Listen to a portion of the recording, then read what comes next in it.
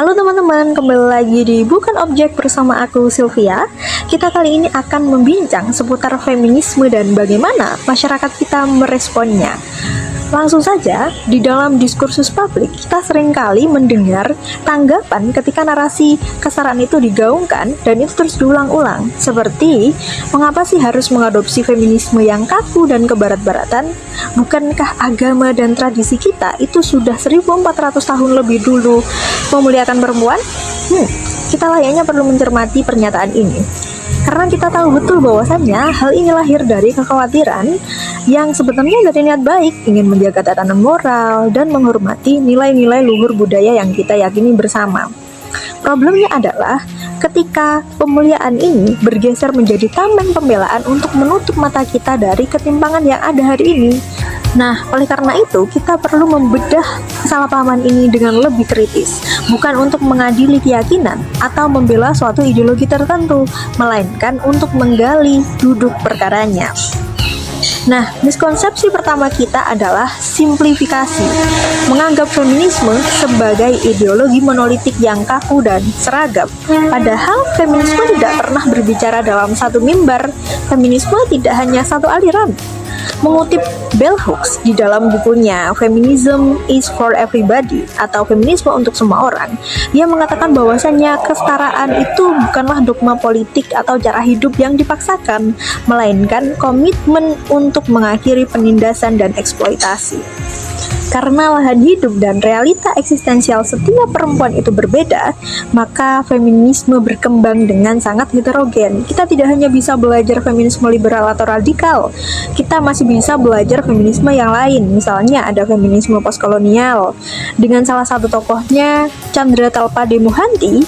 Di dalam salah satu karyanya, Under Western Age, ia mengkritik feminisme barat karena feminisme barat terlalu mengeneralisasi pengalaman perempuan sehingga mengecilkan pengalaman perempuan di negara berkembang.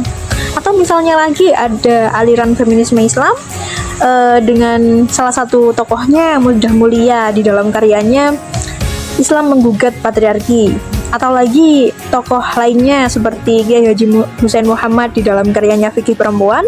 Nah, mereka yang di feminisme Islam itu melampaui dogmatisme kaku dengan mendekonstruksi tafsir patriarkal dan menggali kembali spirit keadilan yang autentik di dalam tradisi keislaman. Nah, misalnya lagi ada feminisme interseksional dengan salah satu tokohnya Kimberly Crenshaw yang membedah bagaimana beban perempuan itu berinteraksi secara kompleks dengan kelas sosial, ekonomi, maupun struktur sosial.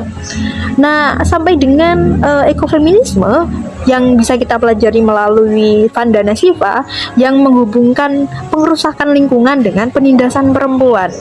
Nah, melalui aliran-aliran ini teman-teman, itu menunjukkan bahwasannya feminisme itu bukanlah doktrin impor yang dipaksakan, melainkan kacamata analisis yang menyesuaikan konteks sosiokulturalnya. Oke, mari kita pertajam dengan kerangka analisis postkolonial, meminjam kacamata Gayatri Chakravorty Spivak di dalam esainya Can the Subaltern Speak?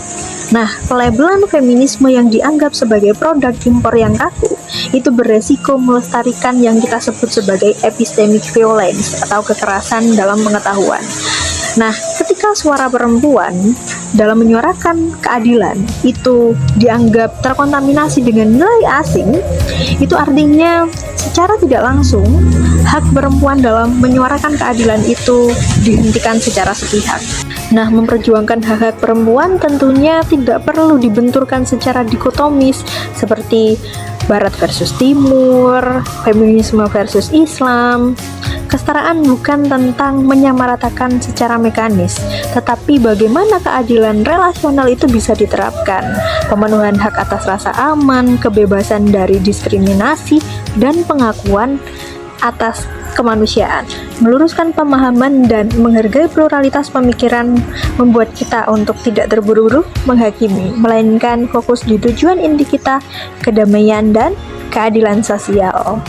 Karena pada akhirnya perempuan bukanlah objek untuk dikaji di dalam suatu diskursus atau wacana, melainkan subjek yang utuh yang memiliki kesadaran dan pengalaman hidupnya sendiri. Kita adalah subjek, bukan objek.